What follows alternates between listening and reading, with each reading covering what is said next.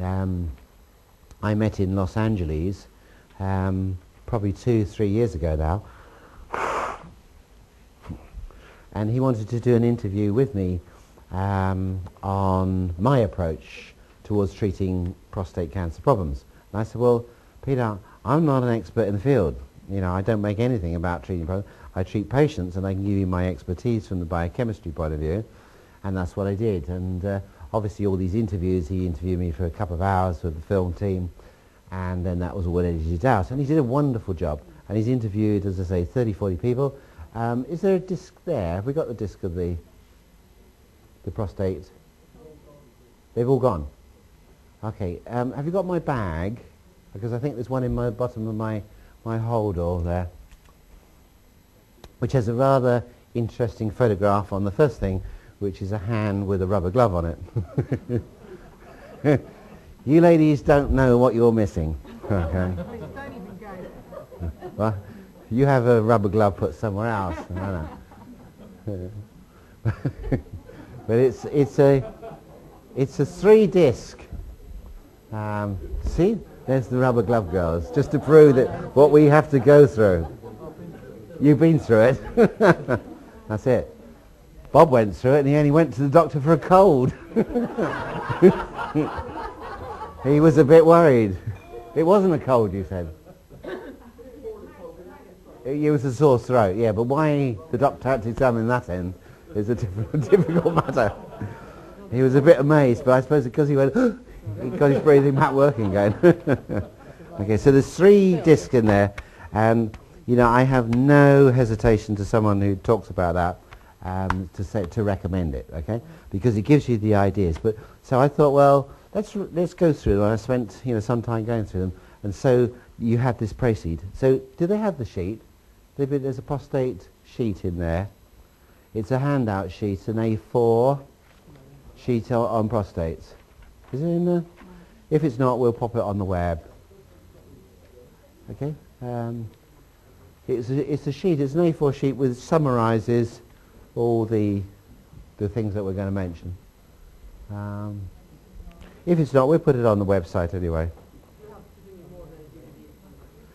Yeah, if you want more of the DVDs, we'll happily get them, and I'm glad people are buying them because they give so much hope to men who are despair when they're given news like this, and it's totally unnecessary, as we'll see. Right, so just to refresh ourselves on the steroid hormones. Remember, the steroid hormones are produced in the adrenal cortex and the gonads. So obviously we're talking about the testicles in the male, but it's the same thing with the ovaries with the female. So with the male, the emphasis has been about testosterone and its conversion to dihydrotestosterone, which we know is inactive testosterone in certain locations in the body and has receptors on the prostate gland. So it was thought that if you could block this 5-alpha reductase enzyme from testosterone to dihydro, you would decrease the amount of dihydrotestosterone, so you would decrease the prostate problem. And this has proved to be not particularly true, but the real issue with most prostates is the conversion of testosterone to estradiol, where it's bound on, and estrogens or estrogens and testosterone bind onto the same receptor site on the prostate. So if there's estrogen around, it binds on, and if there's testosterone, it binds on. And unfortunately, as men get older, the conversion of testosterone to estrogen increases, and this aromatase enzyme here gets more active, or we're deficient in the aromatase inhibitors. So in many cases, we don't produce enough testosterone. So people who have high levels of testosterone, in fact, don't seem to get cancer of the prostate and prostate problems. It's more likely men with low testosterone and high estrogen or estradiol, forget it. So what we do now, or most actually don't know, is that when the adrenals are exhausted, say in a green person, and we've really pushed our luck and our adrenals have gone over the top, we will suck the testosterone from our testes, okay, and then the testes go down, okay. So when a man's testes go down and testosterone goes down, More often it's the adrenals which are exhausted and not the gonads. Okay? The adrenals are simply taking the testosterone because it's identical and using it. So you can suck the testosterone, if you like, out of your testicles in order to back up your adrenals. So with a green person, go back and think, it's cortex, adrenal cortex. With the blue person, yes, you can say it's the gonads. Now, prostate cancer, and the key thing with this, as far as Peter's discs and interviews, and he gives about an hour's discourse to start, is that prostate cancer is a wake-up call. It's a wake-up call, like breast cancer, to do something about your life, where your mind is going and where your environment, your relationship to the environment, and the foods that you're eating, etc. 1 in 6 men will get prostate cancer. Okay, 220,000 new cases in the USA are diagnosed each year. 2 million men in the USA are now living with prostate cancer. 168,000 men have their prostates removed each year at a cost of $45,000 each. So this adds up to a nice little bit of money. Okay, the death rate for prostate cancer has not changed since 1930, in spite of all this. 90% of cases could benefit from natural therapies. 10% of people, of men, have the aggressive form and need a more radical approach. Okay? But the other 90%, perhaps, as we'll see, don't need a more radical approach.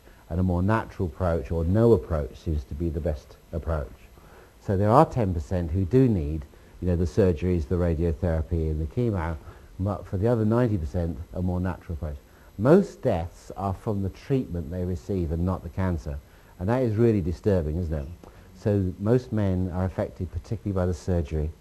The surgery, the chemotherapy, the radiotherapy can be really devastating. Not only, obviously, impotence, but incontinence, and the whole life falls apart. The prostate-specific antigen PSA of less than 10 do best with natural treatments. So those who don't have too high. So remember, PSAs, it's not so much about the level of the PSA, it's whether it changes. So big changes in the level over periods of time are more significant than probably the level itself. But according to all the interviews, less than 10 will do better. And we know that PSAs do go naturally up with age. So obviously a 70, 80, 90-year-old man is going to have a higher one than a 40 or 50 anyway. Surveillance patients, in other words, those who are just watched, outlive those who are having radiotherapy and surgery treatment often. Okay, so just those who are kept an eye on do better often than those who are given radiation and surgery. And most of it is driven by fear from the surgeons to try and get them to take the chemo, the therapy, and have the surgery. The prostate is 70% a gland, okay, and 30% a muscle, weighing just under 1 ounce. How much is an ounce? It's 28 grams, is it? Yes, something like that. Okay, so it's not very heavy. The prostate needs exercise, as any muscle, to prevent stagnation. Very, very important. It needs to be exercised. Mm-hmm.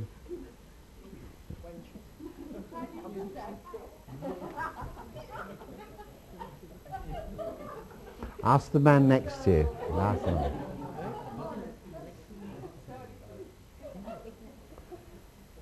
Now, let's look at... Those are just general guys' comments, Fatima. Okay. Now, generally, putting a few ideas and things that were chopped and thrown in, and then I put them in a structured order. So estrogen agonists, many estrogen-like substances come from plastics, and it comes from particularly the soft plastics with the plasticizers, things like cling film and styrene. So polystyrene, so hot drinks in polystyrene contain styrenes, which are estrogen mimickers. More body fat, the higher the aromatase. So the body fat, the stored actual triglycerides, is where we actually manufacture aromatase, which increases our estrogens, okay, and conversion from androgens into estrogens, and therefore higher estradiol and estradiol. Animal fats adversely affect prostate cancer, so too much animal fat is not good. All cancer cells are low in oxygen and use anaerobic respiration. That's what we said this morning. This is where the B12 comes in. So these people or most people are B12 deficient anyway. But remember, we know we're looking at blue people, and blue people are hypoxic. You've got to get them into the Krebs cycle. You've got to get that pyruvate converted to acetyl-CoA and into citric acid. So think here, oxygen. How are we going to get oxygen in? B12 in its different forms, and iron if necessary. All cancer cells are low in oxygen and use anaerobic. Prostate cancer is like molds and also feeds on calcium apparently. So this was an interesting, I never heard this, but it feeds on calcium. Adrenal cortex we know is for survival, so this is a green pill. Gonads are for reproduction. Therefore long stress affects the adrenals and will take the testes hormones for support, which is what I was saying. So a green person can drain their gonads. If they drain out their adrenals, it'll borrow the testosterone from, or use the testosterone from the gonads, thus lowering testosterone and increasing estrogen. So long periods of stress will increase estrogen and decrease testosterone. Estrogens cause proliferation in the prostate, which is similar to the uterus. So the analogous organ to the prostate would be the uterus. Mineralocorticoids allow nutrients to get into the cell. So our mineralocorticoids are our aldosterone and corticosterone in our steroid pathways. So these are important. So we need to have these at optimal levels to get our minerals in. So if we're depleted, we can't get our minerals into the cell. Progesterone buffers the effect of high levels of estrogen. So sometimes we look, when we do the cascade, you know, when we've done the hormones, we've looked at them in an order. So we've looked at the biologically active steroid hormones. So we've tested a person for progesterone, remember, first of all, and then aldosterone, and then cortisol, and then DHEA, and then the two testosterones, and then the estrogens. And that's it, that's how you work. All right? High progesterone may reduce levels of testosterone, causing erectile dysfunction. So we don't want a high progesterone where you can't convert it on to DHEA and on to testosterone. And that lyase pathway that converts progesterone across to DHEA and then testosterone is zinc dependent. So if there's one nutrient that I was ever allowed to give for a man, for an all-encompassing, is zinc. You know, it has to be zinc, you know, all right. 2 to 3 years of stress will cause erectile dysfunction. Now, I don't know who measured that, and of course it depends upon the level of the stress. So that's probably very true, I should think, as far as the level, and obviously the higher the level of the stress, the greater the speed of the erectile dysfunction. Maybe 10 years of slow enduring will do its toll, but 2 to 3 years of stress will start to show.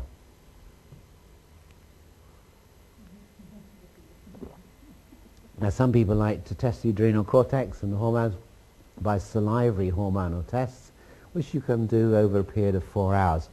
You can do that yourself. I've done this on update seminars before, where we've given you a chart of 4 hours on and days of the month and so on, and all you do is you work around the body clock. Do you remember how you test the hormones using the body clock at different times?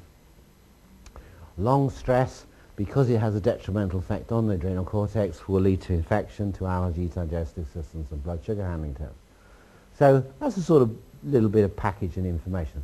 So let's have a look at the natural treatments. So you've got a gentleman who's got prostate problems, maybe enlarged prostate, maybe gone to malignancy. Mechanical, general feeling, obviously more from chiropractors and osteopaths and mechanics, is look at the low back and the pelvis because of the amount of blood to the prostate. Okay, we want to stimulate the blood and the nerve supplies. Cranial, because that affects the pituitary and the other major hormones, and all scars. They emphasize a lot this with scars, because scars will stop the flow of lymph. Okay, so scars need to be treated, and ideally adhesions need to be prevented if there is been surgery, or to break them down. And you know, with scars, what you do along a scar is you therapy localize it. And once you've got the person with the right color, they therapy localize very easily in the scar, in the clear. So you therapy, sorry, I'm getting too close to your camera, aren't I? You therapy localize the scar, strong muscle stays strong, go to another part of the scar, and sometimes you'll find it's one part of the scar. Okay? goes weak, and you use what we call a sustain challenge. So that means you pull it in a direction and you hold it and you test the muscle, hold it in different directions, and the direction that negates the therapy localization is the direction that you treat it in. Okay? So you would treat it by stretching it. You can treat it with the cough reflex. You can treat it on inspiration or expiration, whichever negates there. You can treat it by stroking ice cube down it, the old way, you know, the old fascial one. And in olden days we used to use a PR spray, it was called, you know, cool ethyl chloride spray, cooling spray to do it. But just manually stretching the scar in the direction that negates the therapy localization, and that stretches the adhesion. Okay? So adhesions around scars, really, really important. And for a man, it's probably going to be, you know, could be a circumcision or other scars in the area, inguinal hernias and anything that's around surgically in that sort of vicinity. So remember, scars from a mechanical point of view are very important to look at. Yeah, the low back, they were talking low back really about low back mechanical problems, yeah, affecting it. You could have a scar, yes, you could have a laminectomy type of scar. Any scar can cause neurological problems, but not only neurological, but also drainage, local drainage, very, very important, particularly lower abdomen. So one of the first things that the panel of experts really talk about is detoxification. And to really look at the different organs of detoxification, which would be your bowel. You know, most people would agree, get the large intestine working, get the fibre up there, get the liver pathways to work better, and make sure you empty the gallbladder of bile. And most toxins, remember, will come out through the lymph. So they're the sort of major organs that might show up. They seem to be very pro-colonic irrigations. And these can be, these days you can go to a colonic irrigation clinic, or you can get self-administered ones. So you can actually do it yourself in the privacy of your own bathroom. Okay? And I think if you have a colonic irrigation done, you do need to recolonize the colon with probiotic afterwards. They may do it for you on there, but you certainly need to consider recolonizing.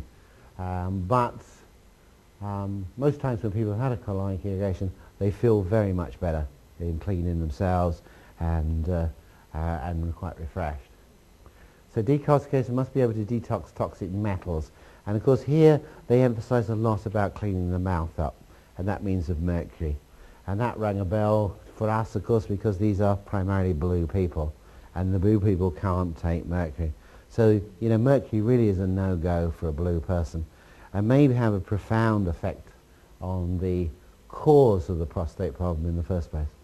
Detoxify, obviously, we would do that anyway in our tests, or infectious diseases like funguses, bacteria, and parasites. Okay? So the general cleaning out of the whole body as far as infectious diseases, toxins, etc. Clean out the mouth, root canals. They didn't like root canals at all, and septic foci. Septic foci are like areas, focuses are abscesses around the dental area there, where there's like a cyst, an encapsulated pus area with an infection in it. And this quietly leaks into the lymph and the blood system and really drains people down. Okay, so this is really important. So a good holistic dentist would be able to have a look at the mouth, check for root canals, which are possibly leaking septic foci, leaking amalgams and so on. Many toxins have estrogen effects, especially from hydroxylated forms. Now these would be your toiletries, cosmetics, which have to be hydroxylated and then methylated or conjugated, can have many estrogen-like effects. Probiotics, especially with inulin to feed the good bacteria in the colon, as we said, very, very important. Inulin is what they call a pre-probiotic. In other words, it's a food for the probiotic to live on. So you don't want the inulin to be absorbed. It has no value inside the body. It contains sugars which are not absorbed but stay in the intestine, so the good bacteria can use it as a food. Some of you might have come across the Master Cleanse. Who come across the Master Cleanse? Yeah. Now, patients I've got on the Master Cleanse feel really good on the master cleanse. And when they come off the master cleanse, they don't feel so good. Okay? So it is a good way, but I think part of the master cleanse, why they feel good, is they're avoiding certain foods which are not doing them any good. And I think also they're having a lot of lemon and lime, a lot of citrus there, or citric acid, which helps to spin the Krebs cycle. So I think they feel more energetic because of the citrus side, but it's also because they're probably avoiding milk and grains and so on. The maple syrup is to give them the energy. They must drink plenty of water, or they make this mix up fresh each time, and they need to have 6 to 12 glasses of it a day. Less than 6, it's not as effective as what it should be. So most of the people I know who do it for about 10 days, possibly 2 weeks. So that's called a master cleanse. It's not as effective as what it should be. So most of the people I know who do it for about 10 days, possibly 2 weeks. So that's called a master cleanse. Specific cleanses for the liver, milk thistle, very good. They do a lot of emphasis on cayenne pepper, which is one of those that we do in the spices, of course, maple syrup. Kidney cleanse, detoxify gallbladder flush. Hands up those people who've done a gallbladder flush. Surprising, that's all. I thought most people had done a gallbladder flush at some time. Worth doing once in a lifetime anyway. And some people like to do it regularly when they see what comes out, and really if nothing comes out you're not that impressed, so you probably don't do it again. But some people, you know, really do fill a lot of the toilet up with like lentils, green sort of split pea lentils there. Saunas, again very good for detoxification through the skin, especially with metals and certain chemicals. Diet, antioxidants are generally viewed because of free radicals to protect against reactive oxygen species. New cells grow with good nutrition. Cancer cells love sugar apparently. Okay? So sugar is a really big enemy to everybody with malignancies. The average intake in the States is 135 pounds of sugar. I think that's an underestimate probably. And they decrease the size of the supersize me now drinks. That's the latest thing. They're not allowed to drink more than that in one serving. Too much salt and sugar creates inflammation which damages the prostate. So these are just general rules and ideas that we've been saying for years. So decrease the sugar. Barbecue, oh, who was talking about barbecue? Was that breakfast time? No. Or yesterday. Barbecuing bad news. So, oh, it was you, Gary, wasn't it? No, somebody. Barbecue grilling causes carcinogenic compounds. So for blue people, you know, they're vegetarians anyway mostly. So barbecues. So barbecue grilling, you know, where it's char grilling, in other words, is not good. So don't eat the char bit, okay? Not very good. Red meat is full of herbicides, synthetic hormones and pesticides.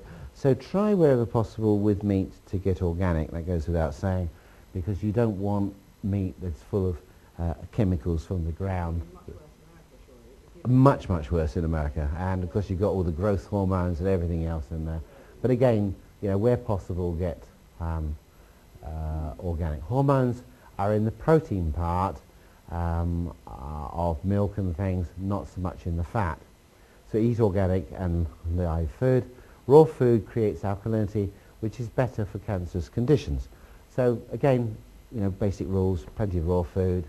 Watch the red meat down there, and this goes anyway because blue people aren't that good on high quantities of red meat but need some. Raw milk, but not pasteurized. Now this is interesting because it is possible that raw milk contains the enzyme xanthine oxidase and phosphatase enzyme, which keeps our phosphorus levels better under control. Ideally no dairy due to lactose, which we talked yesterday, intolerance and the high insulin-like growth factor and epidermal growth factor. Trans fats and animal fats are bad for the prostate. These are sort of chucked in. That's what we just looked at. See, they're generally, you know, people coming from different spheres have sort of said all the general things that we've been saying for a long time. So supplements, what they suggest is zinc. So top of the pile, top of the hit there is zinc, 50 milligrams per day. That will be probably equivalent to 4 squirts of our liquid zinc there. Copper, you can see here we've got a 25:1 ratio. Probably the books say 18:20. Magnesium, selenium, we know about Brazil nuts. We find when person needs selenium, pistachios are very good as well. They show up muscle tests very well for people specifically for that. And I was quite surprised when I heard lobster. And I thought, well, that's good news, isn't it? Yeah, I mean, okay. So lobster, I need my selenium. Vitamin D3 controls cell proliferation, apparently. Prostate cancer is latitudinal. It's lower in the tropics. So maybe consider 2,000 to 6,000 international units per day.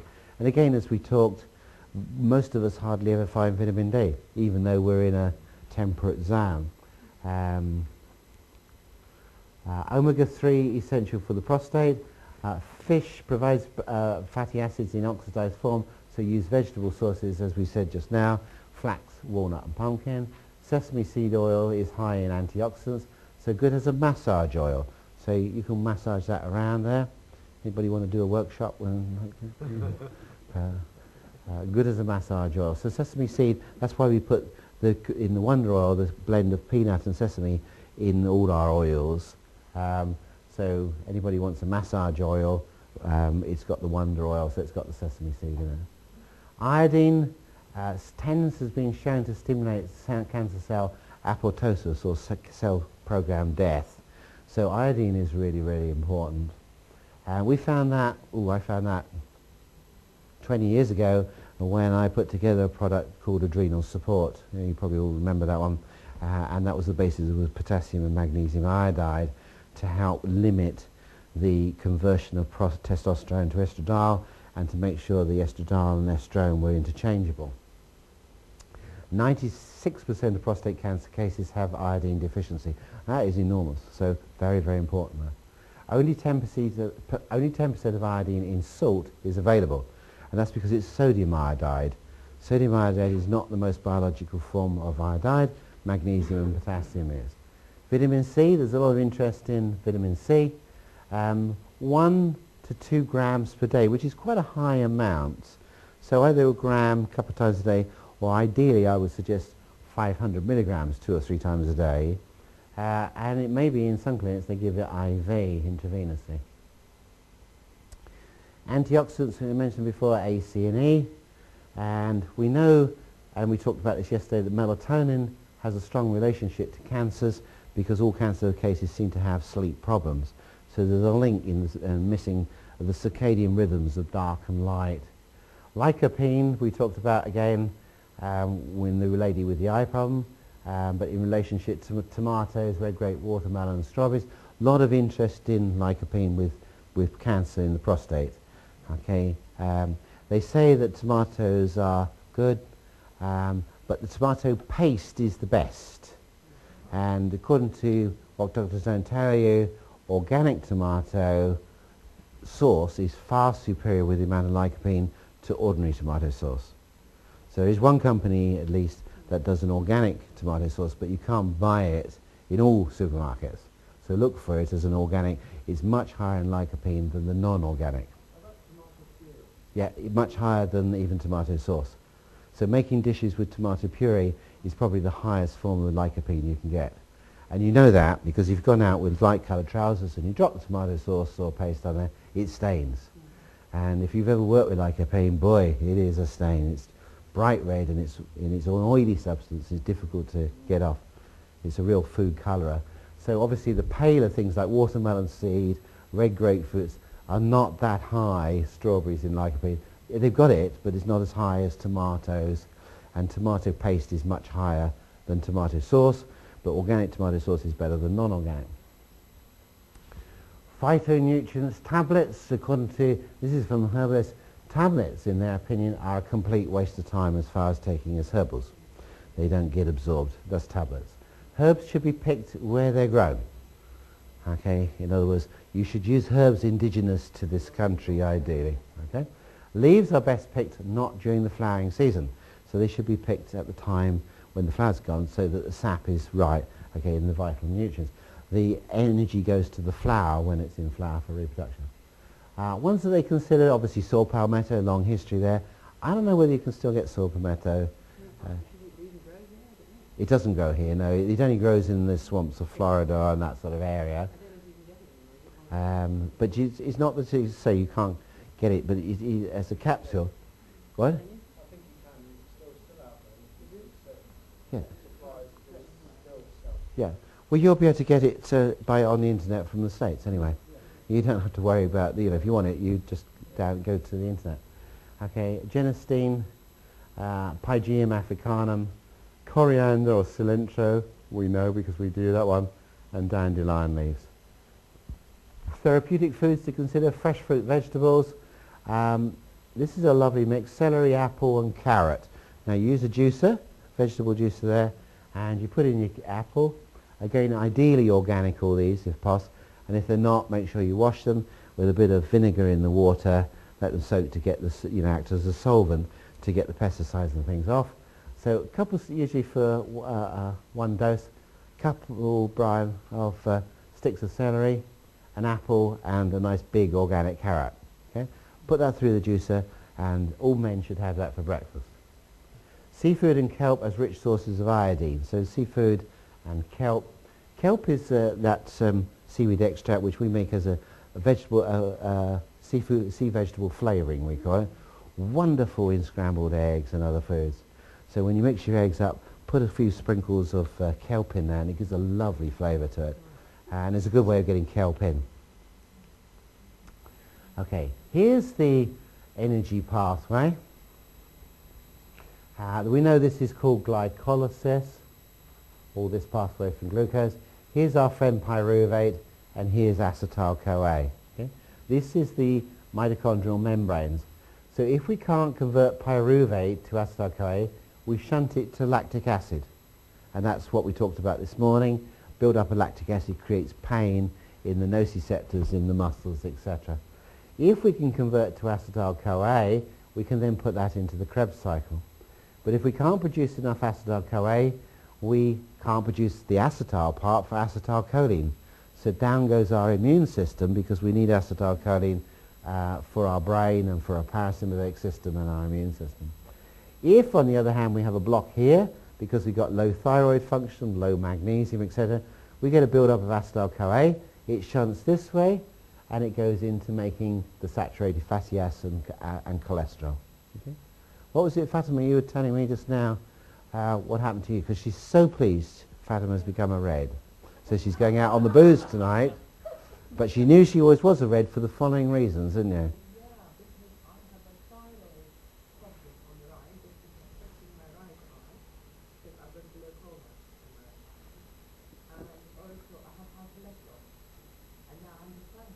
Yeah. Yeah. So this is the thing that people don't, they sort of know that there's something wrong, but you don't fit the bill. What were you before? Green blue, yeah. So she's completely different from what she's become. Yes. So she's a different person now, she knows, and she's delighted. And can I say why all this has happened? Because I've changed my diet to work with my liver. I've been seeing an acupuncturist who recommended I do certain things and with the needles and the diet, and mainly my diet has changed. Very little supplements. And that was done it, I'm sure of it. I've always been really so like you're thinking. Yes, that's absolutely. Well, obviously. Well, we're going to find that out in a minute. Yeah, So as soon as we finish this, we will find out about Fatima's thinking. Don't we all want to know? Yes.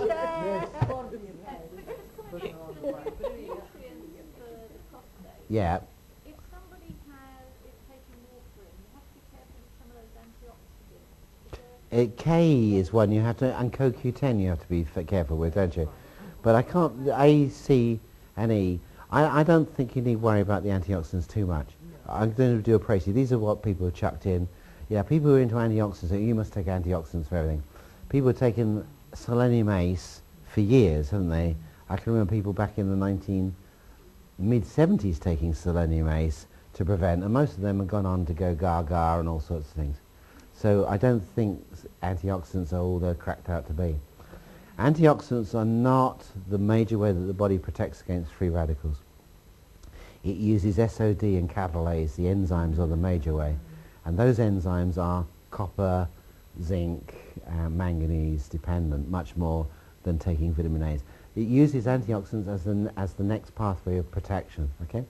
But if you then leave all those old rancid oxidized materials in the body, and then you become rancid. And what you've got to do is to remove those by putting the right oils and the right other nutrients in. The oils would be fine. Yes, Yes, yeah, the yeah. vitamin K is the culprit with the warfarin, but evidently if you are eating lots of beans, which is a source, there's lots of foods that are a source of vitamin K and estrogen. When you're on warfarin, the best thing to do is to keep your diet consistent, because they can change the warfarin dose. Yeah, well this person has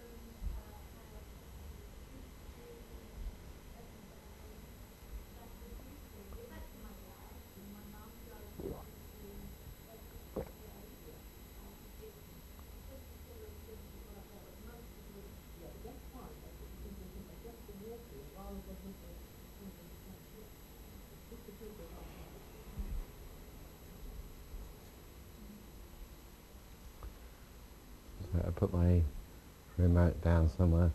Oh, no? Oh, it's on the table there. Okay. So, hypoxia is a lack of oxygen. So think of it, really, energy production here is getting the fuel as far as the kitchen. Then this is the front door, or the kitchen door to open out, and this is the burner, okay? So if we can get it to here, we've got the fuel inside the burner, okay? Now there's one other very important part to getting the fuel and getting the flame and the energy production, and that's getting the air in there. If you put the damper in on the burner and you fill it up with fuel, it'll just smoke and go out. And this is basically the problem. If there's not the drawer with the oxygen, so you've got to have the oxygen to get the energy production right up. So hypoxia is a big, big problem and leads towards degeneration because you can't create the amount of energy, and if you can't produce the amount of energy, and then the cell finally dies. Okay, and if that's a neuron, it'll die much quicker than others because it needs more energy than anywhere else. So with hypoxia, always think about iron, and then we use the citrated form, very important, hydroxycobalamin, and if the person has a polymorphism, they mean they need the adenosylcobalamin or the methylcobalamin rather than the hydroxycobalamin. Water, I think everybody's in agreement, 1 to 2 litres per day. Generally low sodium water, lower than 20 parts per million. Higher, ideally, magnesium to calcium ratio. So the nearer you can get equal calcium-magnesium, the better. This is one of the prime lesion, the prime emotion that you will find often expressed by a person with a malignancy is anger, but the cause, when you get down to this, is guilt and blame. And it's very interesting because guilt and blame is the gallbladder, which equates with low acetylcholine. And acetylcholine is one of the major neuropeptides of the sympathetic, of the parasympathetic running of the body and stimulating the immune response. So it has been shown that it demonstrates that it regulates natural killer cells. So when you're low in acetylcholine, you probably will decrease your activity of natural killer or NK cells. So there's a lot of evidence on this. So low levels of acetylcholine, low antibodies, low parasympathetics. So it does not mean that everybody who shows to guilt and blame has got or will have a cancer. Okay? But it does seem to be, and I have, since doing this work with the crossing of that, I can verify that all cancer cells do show, all patients with cancer do show to G and B. Doesn't matter which cancer? No. Or is it No. Okay. Anger and hate are usually how it manifests. If they go back, Alan, you can probably see here, we go back about the emotions. You should find gallbladder here somewhere. I think it's back in liver, there. Would you like to just read that out as you've got closer and you can read that? What gallbladder meridian. Can you read that nice and loud? Gallbladder meridian. This is a précis of... meridian. The emotions associated with this meridian are guilt and blame. This is used to manipulate and punish. Punish. Punish. Punish is the word here. Punish manifests itself in a variety of expressions such as remorse, self-recrimination, masochism, and all the symptoms of victimhood. Unconscious guilt results in psychosomatic disease, accident proneness, and suicidal behaviors.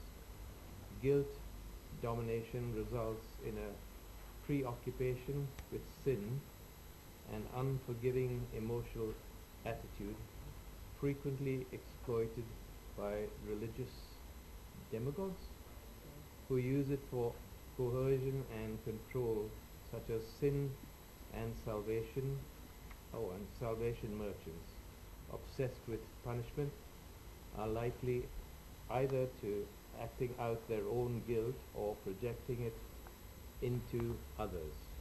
Guilt provokes rage and killing. Frequently it is its expression.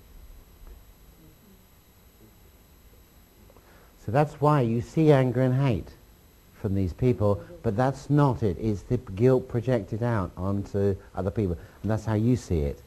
And there's a lot of anger in there, there's a lot of vengeance, but there's a lot of self-destruct. Okay, very, very interesting how it goes on to create it. And as I say, what you will find now, you've got another marker. Remember your markers at the moment. A, you've got person with cancer is blue.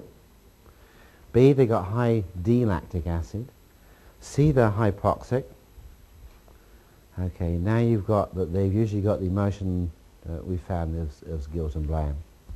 So you're building up a nice little repertoire of possibilities that this person is heading down that way.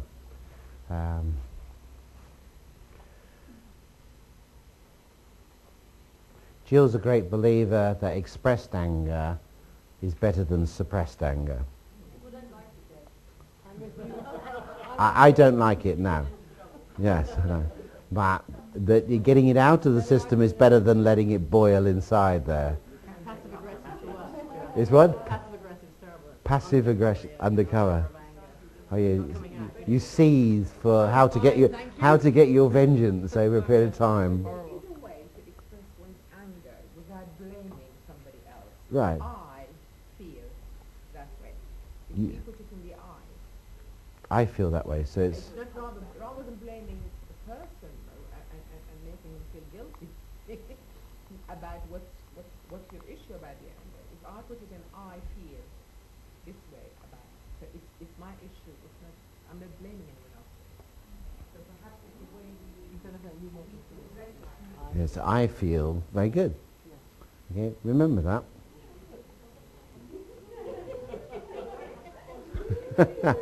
I feel this way. You can say that as well. I feel. I can say I feel angry about leaving the dog in the nest. Oh, really? I must teach my daughter this one. How do you teach a 14-year-old girl to keep her room tidy? Just keeping it in the I. The I. Right. You have a different way. You say, I am disappointed when your children not say, I am disappointed with you. And they go, oh, I'm sorry, Mum. She can bend a 6'4" rugby playing monster into a, oh, sorry, Mum. I'm disappointed in you. Okay. Right, there are suppressed emotions within a tumour. This is generally considered to be, this is the emotional side, what's actually in the tumour itself. Two ways to tackle the problem: source the infinite intelligence. This is Deepak Chopra, needless to say. Guided. You did the original Deepak Chopra, didn't you? That's how we met, wasn't it? On Get to be the change, wasn't it? In London. Coming back to me now. Guided journey within to discover cell memories of repressed emotions that have got stored. Yeah. When a cell dies, it hands on the repressed emotion to the new cell. So all our cells are replacing, and unfortunately, cancer cells go on and on and on replacing themselves. deeply buried and need to be released, and forgive yourself and life in all that has happened. Relax and let go to heal. Whoa, it's dead easy, isn't it? That's Deepak. Energy medicine. Energy medicine helps even when invasive medical treatments are being used. So all forms of energy medicine, you know, from homeopathy to tapping to emotional freedom technique, they're all good. So affirmations, tree essences, gemstone essences, they're all good. So emotion, we know, is caused by perception because we've been doing that all weekend. So a very good example of that is blushing. So you actually see a physical change in somebody when they're emotionally embarrassed.